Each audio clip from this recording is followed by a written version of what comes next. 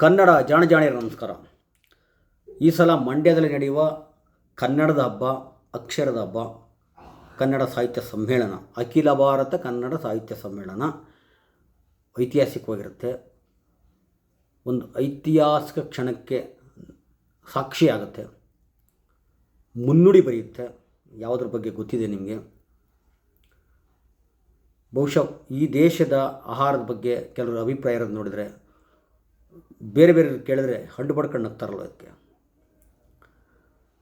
ನಾನು ತಿನ್ನಹಾರ ಶ್ರೇಷ್ಠ ನಿಂದು ಕನಿಷ್ಠ ಅಂತ ಹೇಳದೆ ಮಾನಸಿಕ ರೋಗಿಷ್ಠರು ಮಾತ್ರ ಆ ಥರ ಹೇಳೋದಲ್ವ.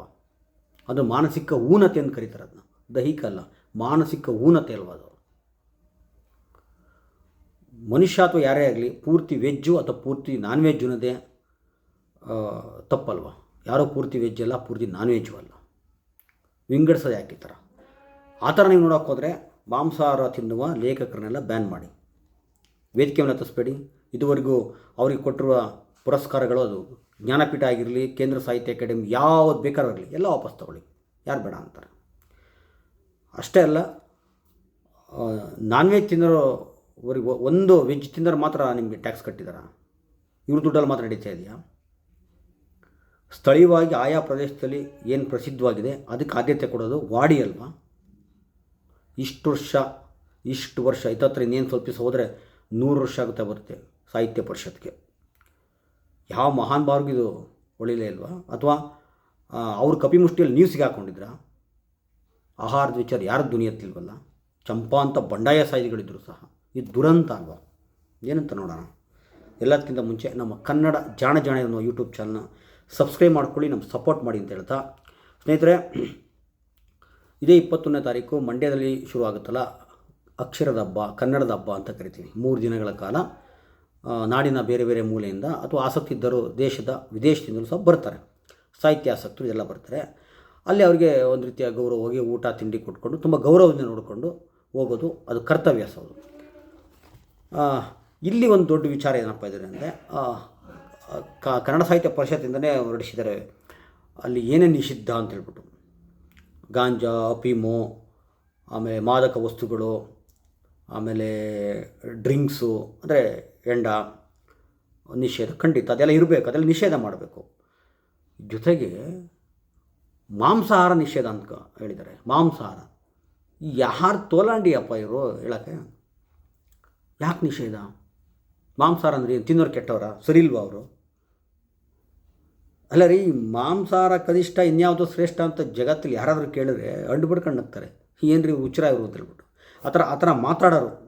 ಸಸ್ಯಾಹಾರ ನಾವು ತಿನ್ನೋದು ಶ್ರೇಷ್ಠ, ಈ ಮಾಂಸಾಹಾರ ತಿನ್ನೋದು ಕನಿಷ್ಠ ಅನ್ನೋದಿದೆಯಲ್ಲ, ಈ ಅಭಿಪ್ರಾಯನೇ ಮಾನಸಿಕ ಊನತೆ ಇದೆ ಅಂತ ಅರ್ಥ. ಅವ್ರಿಗೆ ದೈಹಿಕವಾಗಲ್ಲ, ಮಾನಸಿಕವಾಗಿ ಊನತೆ ಇದೆ, ಅವ್ರಿಗೇನೋ ಸಮಸ್ಯೆ ಇದೆ. ಇದರ ಹುಚ್ಚಾಸ್ಪತ್ರೆ ತಗೊಂಡು ಸೇರಿಸ್ಬೇಕು, ಅವ್ರನ್ನ ಚಿಕಿತ್ಸೆ ಕೊಡಿಸ್ಬೇಕು ಅವರಿಗೆ. ನೀವು ಯಾರಿಗೆ ಕೇಳೋಕ್ಕೆ? ಮೊದಲನೇದಾಗಿ ಈ ಥರ ಇದುವರೆಗೂ ಮಾಡದೇ ಇರೋದೇ ತಪ್ಪು. ಈ ಸಾಹಿತ್ಯ ಪರಿಷತ್ತು ಶುರುವಾಗಿ ಎಷ್ಟು ವರ್ಷ ಆಗೋಯ್ತು? ಇನ್ನೇನೊಂದು 10-12 ವರ್ಷ ಕಳೆದು 100 ವರ್ಷ ಆಗುತ್ತೇನೋ. ಒಬ್ಬ ಸಾಹಿತ್ಯ ಪರಿಷತ್ ಅಧ್ಯಕ್ಷರು ಇದ್ರ ಬಗ್ಗೆ ಮಾತಾಡೋಕ್ಕಾಗಿಲ್ಲ, ಧೈರ್ಯ ಮಾಡಿಲ್ವಲ್ಲ. ಇಲ್ಲಪ್ಪ, ಸರ್ಕಾರದ ದುಡ್ಡು ಖಾಸಗಿಯಾಗಿ ಏನಾರು ಮಾಡ್ಕೊಳ್ಳಿ, ಸರ್ಕಾರದ ಕಾರ್ಯಕ್ರಮ, ಸರ್ಕಾರಕ್ಕೆ ಎಲ್ಲ ಜನ ಟ್ಯಾಕ್ಸ್ ಕಟ್ತಾರೆ, ಅದರಲ್ಲೂ ಬಾಡ್ ತಿನ್ನೋರು ಜಾಸ್ತಿ ಟ್ಯಾಕ್ಸ್ ಕಟ್ತಾರೆ. ನೀವು ಅವ್ರಿಗೆ ಸರ್ಕಾರದ ದುಡ್ಡಲ್ಲಿ ನಾವು ಬರೀ ವೆಜ್ ಮಾತ್ರ ಕೊಡ್ತೀವಿ, ನಾನ್ ವೆಜ್ ಕೊಡಲ್ಲ ಅಂದರೆ ಅದು ಅನ್ಯಾಯ ಅಲ್ವಾ, ಮೋಸ ಅಲ್ವಾ? ಒಬ್ಬರು ಯಾಕೆ ಧ್ವನಿ ಎತ್ತಿಲ್ಲ? ಈ ಸಲ ಪಾಪ ನಮ್ಮ ಜೋಶಿಯವರ ಅಧ್ಯಕ್ಷತೆಯಲ್ಲಿ ಆಗುತ್ತದು. ಯಾರು ಸಾಹಿತ್ಯ ಪರಿಷತ್ ಅಧ್ಯಕ್ಷರಿದ್ದಾರಲ್ಲ, ಕ್ಯಾಬಿನೆಟ್ ದರ್ಜೆಯ ಮಂತ್ರಿ ಸ್ಥಾನಮಾನದ ಮಹೇಶ್ ಜೋಶಿ ಅಲ್ವಾ, ಇವರ ಅಧ್ಯಕ್ಷತೆಯಲ್ಲಿ ಈ ಸಲ ಖಂಡಿತ ಮಂಡ್ಯದಲ್ಲಿ, ಅದಕ್ಕೆ ಹೇಳಿದ್ದು, ಒಂದು ಹೊಸ ಚಲನೆ ಕೊಡುತ್ತೆ, ಅಧ್ಯಾಯಕ್ಕೆ ಒಂದು ನಾಂದಿ ಆಗುತ್ತೆ, ಐತಿಹಾಸಿಕವಾಗಿ ಒಂದು ನಾಂದಿ ಆಗುತ್ತೆ, ಮುನ್ನುಡಿ ಬರೆಯುತ್ತೆ ಮಂಡ್ಯ. ಎರಡನೇ ಮಾತೇ ಇಲ್ಲ. ನಾನ್ ವೆಜ್ ಕೊಡ್ತಾರೆ, ಕೊಡಲೇಬೇಕು. ಈ ನಿಟ್ಟಲ್ಲಿ ದೊಡ್ಡ ಚರ್ಚೆ ಇದಿದೆ. ಒಂದಷ್ಟು ಮಂಡ್ಯದಲ್ಲಿ ಎಲ್ಲ ಸ್ನೇಹಿತರು ಸೇರಿಕೊಂಡು ಮನೆಯೆಲ್ಲ ಮೀಟಿಂಗ್ ಎಲ್ಲ ಮಾಡಿದ್ದಾರೆ. ಅದಕ್ಕೆ ಜಿಲ್ಲೆಯ ಉಸ್ತುವಾರಿ ಮಂತ್ರಿಗಳು ಚಂದ್ರಸ್ವಾಮಿ ಇರ್ಬೋದು, ಲೋಕಲ್ MLA ರವಿ ಗಣಿಗೆ ಇರ್ಬೋದು, ಇವರೆಲ್ಲ ಸಮ್ಮತಿ ಇದೆ ಅಂತ ಕೇಳ್ಪಟ್ಟಿದ್ದು, ಇದೆಯಂತೆ ಅಂತ ಹೇಳಿ. ಅದು ಅಧಿಕೃತವಾಗಿ ಇನ್ನು ಬರಬೇಕು. ಇದು ಸಾರ್ವಜನಿಕರ ದುಡ್ಡು, ಸಾರ್ವಜನಿಕರು ನಾವೆಲ್ಲ ಜನಗಳು, ಎಲ್ಲ ಥರದವ್ರು ಇದ್ದಾರೆ. ಅಲ್ಲ ರೀ, ಊಟಕ್ಕೆ ಯಾಕೆ ಭೇದ? ಯಾರಾದರೂ ನಿಮಗೆ ಬಾಡೂಟ ತಿಂದೇ ಇದ್ದರೆ ಬಲವಂತ ನೀವು ಬಾಡೂಟ ತಿನ್ನು ಅಂತ ಯಾರು ಹೇಳ್ತಾ ಇಲ್ಲ? ನಿಮ್ಮದು ನೀವು ತಿನ್ನಿ, ನಿಮ್ಗೆ ಏನು ಅಷ್ಟ ತಿನ್ನಿ, ನಮ್ಮದು ನಾವು ತಿಂತೀವಿ. ಏನು ಬಾಡೂಟ ಅಂದರೆ ಏನು ಮಠನ್ನೇ ಮಾಡಬೇಕು ಅಂತ ಏನಿಲ್ಲ. ನಮಗೂ ಅರ್ಥ ಆಗುತ್ತೆ. ಪಾಪ ಹಲವಾರು ಭಾಗ್ಯಗಳನ್ನು ಕೊಟ್ಟಿದ್ದೀರಾ, ಸರ್ಕಾರದಲ್ಲಿ ದುಡ್ಡಿಲ್ಲ, ಕಮ್ಮಿಲೇ ಕೋಳಿ ಕೊಡಿ ಸಾಕು. ಚಿಕನ್, ಪೆಪ್ಪರ್ ಚಿಕನ್ನು, chicken dry, Mangaluru chicken sukka ಬರುತ್ತಲ್ಲ, ಬಂಬಡಾಗಿರುತ್ತದು ಚಿಕನ್ ಸುಕ್ಕ, ಈ ಥರ ಒಂದಷ್ಟು ಏನಾರು ವೆರೈಟಿ ಮಾಡಿ ದಯವಿಟ್ಟು ಕೊಡಿ. ಈಗ ಎಲ್ಲೇ ಈ ಥರ ಹಬ್ಬಗಳು ಮಾಡಿದಾಗ, ಸಾಹಿತ್ಯಿಕವಾಗಿ ಮತ್ತೊಂದು ಹಬ್ಬ ಮಾಡಿದಾಗ ಅಲ್ಲಿಯ ಸ್ಥಳೀಯವಾಗಿ ಏನು ಪ್ರಸಿದ್ಧಿ ಇರ್ತದೆ ಅದು ಕೊಡ್ತಾರಲ್ವ. ಉತ್ತರ ಕರ್ನಾಟಕದ ಭಾಗದಲ್ಲಿ ಮಾಡಿದರೆ ಅಲ್ಲಿ ರೊಟ್ಟಿ, ಎಣ್ಗಾಯಿ ಈ ಥರ ಎಲ್ಲ ಮಾಡ್ತಾರೆ. ಹಾಗೆಯೇ ಕರಾವಳಿ ಭಾಗದಲ್ಲಿ ಮೀನು ಊಟ, ಕುಸಲಕ್ಕಿ ಆ ಥರ ಎಲ್ಲ ಮಾಡ್ತಾರೆ. ಹಾಗೆ ಹಾಸನ, ಮಂಡ್ಯ ಈ ಭಾಗ ಅಂದರೆ ಇಲ್ಲಿ ಭಾಳ ಫೇಮಸ್ಸು ಮುದ್ದೆ, ಕೋಳಿ ಸಾರು, ರಾಗಿ ಮುದ್ದೆ, ಕೋಳಿ ಸಾರು ಇದು ಕೊಡಲೇಬೇಕು ನೀವು. ಮತ್ತು ಖರ್ಚಿನ ವಿಚಾರಕ್ಕೆ ಬಂದರೂ ಸಹ ಇದು ಕಮ್ಮಿ ಖರ್ಚಿದು, ಅದನ್ನೆಲ್ಲ ನಾನು ಹೇಳ್ತೀನಿ ಆಮೇಲೆ. ಇದು ಕಮ್ಮಿ ಖರ್ಚಿದು. ನೀವು ವೆಜ್ ಮಾಡೋಕ್ಕೆ ತುಂಬ ಖರ್ಚು ಬರುತ್ತೆ, ಬಾಡೂಟಕ್ಕೆ ಖರ್ಚು ಬರಲ್ಲ. ಇಲ್ಲಿ ಬಂದಿರೋದು ತಾರತಮ್ಯ, ಮೇಲು ಕೀಳು, ಹೊಲ್ಸು ಅನ್ನೋದು, ತಿನ್ನಾಹಾರ ಹೊಲ್ಸು ಅಂತಾರಲ್ಲ, ಮೆಟ್ಟಲ್ ಹೊಡಿಬೇಕಾ ಅಂದವ್ರಿಗೆ ಹೇಳ್ತೀನಿ ಯಾರಾದರೂ ಅಂದರೆ. ಹೊಲ್ಸು ಅಂದರೆ ತಿನ್ನಾಹಾರ ಹೆಂಗ್ರಿ ಹೊಲ್ಸಾಗುತ್ತೆ? ಹೆಂಗೆ ಹೊಲ್ಸಾಗುತ್ತೆ ಇದು? ಇಷ್ಟು ಯಾಕೆ ಮಾಡಲಿಲ್ಲ? ಇಷ್ಟೇ ಅಲ್ಲ, ಇದು ಮಂಡ್ಯದಲ್ಲಿ ಸ್ಟಾರ್ಟ್ ಆಗುತ್ತೆ. ಇನ್ನು ಎಲ್ಲೇ ಆಗಲಿ, ಬರೀ ಸಾಹಿತ್ಯ ಸಮ್ಮೇಳನ ಅಷ್ಟೇ ಅಲ್ಲ, ಸರ್ಕಾರದಿಂದ ಆಯೋಜಿಸುವ ಯಾವುದೇ ಸಾರ್ವಜನಿಕ ಕಾರ್ಯಕ್ರಮ, ಶಾಲೆ ಆಗಲಿ ಎಲ್ಲೇ ಆಗಲಿ, ಅಲ್ಲಿ ಊಟದ ವ್ಯವಸ್ಥೆ ಮಾಡಿದರೆ ಕಂಪಲ್ಸರಿ ಬಾಡೂಟ ಇರಲೇಬೇಕು, ಬಾಡೂಟ ಮಾಡಲೇಬೇಕು. ಈ ಸರ್ಕಾರ ನೋಡಿ, ನಾನು ಜಾಸ್ತಿ ಏನೋ ಹೇಳೋಕ್ಕೆ ಇಷ್ಟಪಡ, ಮಾಡೇ ಮಾಡ್ತಾರೆ ನನಗೆ ಗೊತ್ತು, ಸರ್ಕಾರದವರು ಮಾಡಿಲ್ಲ. ನೀವು ಮಾಡಿದರೆ ವ್ಯವಸ್ಥಿತವಾಗಿ ಒಂದು ಕಡೆ ಕೌಂಟ್ರ್ ಇರುತ್ತೆ, ಇಷ್ಟ ಬಂದು ತಿನ್ಕೋತಾರೆ, ಹೋಗ್ತಾರೆ. ನೀವು 3 ದಿವಸ ಮಾಡಲೇಬೇಕು ಕಂಪಲ್ಸರಿ. 3 ದಿವಸ ನೀವು 3 ಟೈಮ್ ಊಟ ಕೊಟ್ಟರೆ 3 ಟೈಮು ನಾನ್ ವೆಜ್ ಇರಬೇಕು. ಬೆಳಗ್ಗೆ ತಿಂಡಿಗೆ ಬೇಡ, ಬಿಟ್ಬಿಡಿ ಹೋಗಲಿ, ತಿಂಡಿಗೇನು ಕೊಡಿ ಅಂತ ಹೇಳಲ್ಲ. ಮಧ್ಯಾಹ್ನ, ರಾತ್ರಿ 3 ದಿವಸ ಇರಲೇಬೇಕು. ಒಂದು ಕೋಳಿ, ಮೊಟ್ಟೆ ಕೊಡಿ, ಒಂದು ಚಿಕನ್ 2-3 ಥರ, ಒಂದು 2 ಥರ ಐಟಮ್ ಕೊಡಿ ಸಾಕು. ನಾನು ಜಾಸ್ತಿ ಏನು ಕೇಳ್ತಾ ಇಲ್ಲ. ಮತ್ತು ಬೇರೆ ಬೇರೆ ಮಟನ್ನು, ಬಿರಿಯಾನಿ ಅದೆಲ್ಲ ಮಾಡೋರಿಗೆ ಕೌಂಟ್ರ್ಗಳಿಗೆ ಅವಕಾಶ ಕೊಡಬೇಕು. ದುಡ್ಡು ಕೊಟ್ಟು ತಿಂತಾರೆ, ಅವ್ರು ಇಷ್ಟ ದುಡ್ಡು ಕೊಟ್ಟು ತಿಂತಾರೆ. ನೀವೇನು ಸರ್ಕಾರದವ್ರು ಕೊಡೋಲ್ಲ, ಅವ್ರಿಗೆ ಅವಕಾಶಗಳು ಕೊಡಬೇಕು. ಯಾಕೆ ಕೊಡಲ್ಲ? ಕೊಡಲೇಬೇಕಾಗುತ್ತೆ. ನೀವು ಮಾಡಿದರೆ ವ್ಯವಸ್ಥಿತ ಒಂದು ಕಡೆ ಇರುತ್ತೆ, ತಿನ್ಕೊಂಡು ಹೋಗ್ತಾರೆ. ಒಂದು ಕಡೆ ಮೂಳೆನ ಒಂದು ಸೈಡಿಗೆ ಬಿಸಾಕ್ತಾರೆ, ತೊಂದರೆ ಇಲ್ಲ. ಒಂದು ಪಕ್ಷ ಸರ್ಕಾರ ಸಾಹಿತ್ಯ ಪರಿಷತ್ತು ಮಾಡಿಲ್ಲ ಅಂದರೆ ಜನ ಮಾಡ್ತಾರೆ. ಅಭಿಯಾನ ಸ್ಟಾರ್ಟ್ ಆಗುತ್ತೆ. ಮನೆಗೊಂದು ಕೋಳಿ, ಊರಿಗೊಂದು ಕುರಿ, ಮನೆಗೊಂದು ಕೋಳಿ, ಊರಿಗೊಂದು ಕುರಿ ಸ್ಟಾರ್ಟ್ ಆಗುತ್ತೆ. ಏನು ಮಾಡ್ತಾರೆ ಅವಾಗ? ಬರೀ ಮಂಡ್ಯ ಅನ್ಕೋಬೇಡಿ, ಮಂಡ್ಯದಲ್ಲಿ ಎಷ್ಟು ಹಳ್ಳಿಗಳಿದ್ದಾವೆ, ಎಷ್ಟು ಕಾನ್ಸ್ಟಿಟ್ಯೂನ್ಸಿ ಇದೆ, ಎಷ್ಟು ಹಳ್ಳಿದ್ದೇವೆ ಲೆಕ್ಕ ಹಾಕಿ. ಮನೆಗೊಂದು ಕೋಳಿ, ಊರಿಗೊಂದು ಕುರಿ ಎಷ್ಟಾದ ಲೆಕ್ಕ ಹಾಕಿ.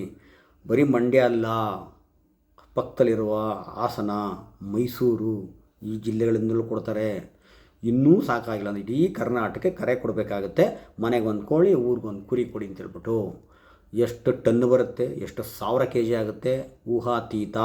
ಅಷ್ಟೇ ಅಲ್ಲ, ಒಂದು ರೌಂಡ್ 1-2 ಟಾಟಾ ಎಸಿನೋ ಲಾರಿನ ಕಳಿಸ್ಬಿಟ್ಟು ಈ ಮಟನ್ ಚಿಕನ್ ಅಂಗಡಿ ಎಲ್ಲೆಲ್ಲಿದೆ ಕೊಟ್ಕಳ್ಸಪ್ಪ 10 kg ಚಿಕನ್ ಅಂದರೆ ಖುಷಿಯಾಗಿ ಕೊಡ್ತಾರೆ.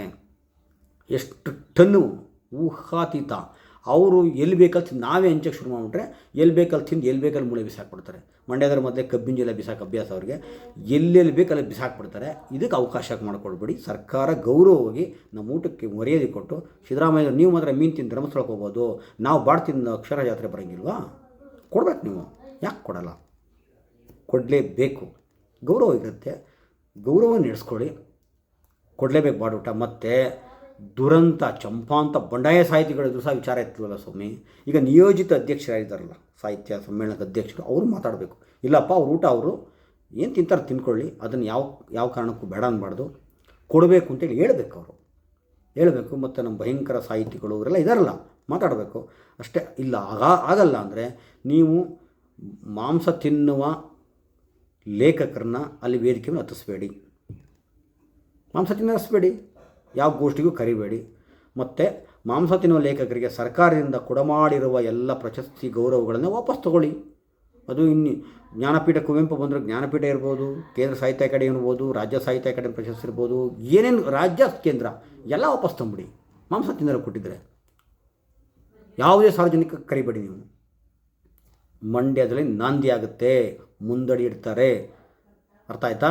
ಶುರುವಾಗೇ ಆಗುತ್ತೆ. ಜನಗಳ ಕೈಗೆ ನೀವು ಕೊಡಬೇಡಿ. ನೀವೇ ಸರ್ಕಾರ, ಸಾಹಿತ್ಯ ಪರಿಷತ್ತು ನಮ್ಮ ಜೋಶಿಯವರ ಅಧ್ಯಕ್ಷತೆಯಲ್ಲೇ ಮಾಡಿ ಸ್ವಾಮಿ.